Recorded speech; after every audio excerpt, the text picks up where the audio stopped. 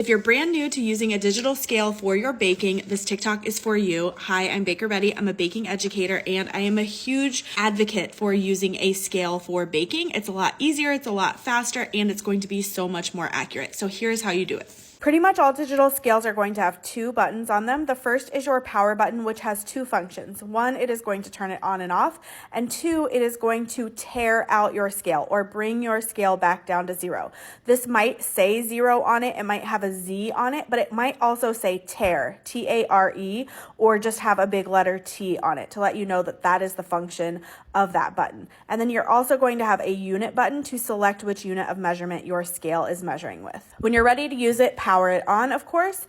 And then I like to go ahead and choose my unit of measurement before I start putting anything on the scale. So my scale does grams, fluid ounces, pounds and ounces, milliliters, and I always use grams for everything. So now that I'm on grams, I'm going to set my bowl on the scale. And then of course, because my bowl has weight to it, it is now measuring the weight of the bowl. So I need to zero out my scale or tear out my scale. So I'm going to press the 0 button.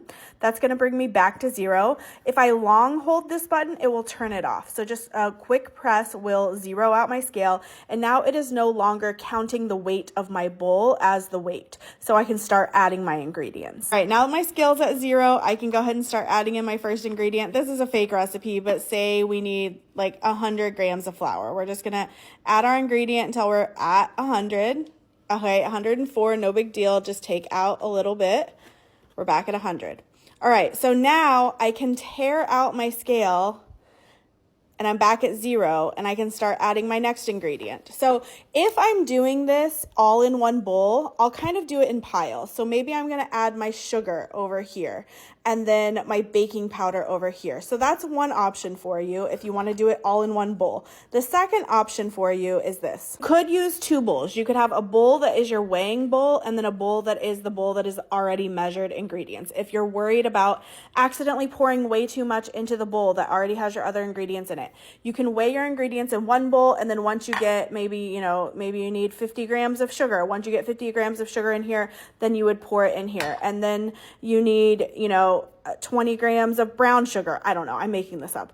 And then you can pour it in here. So those are kind of the two ways. I typically just do it all in one bowl and kind of do it in little piles. But if you're new to using a scale, you might want to do the 2 bowl method. Even if you're using 2 bowls as opposed to 1 bowl, it's so much less dishes to wash than using a bunch of different measuring cups and measuring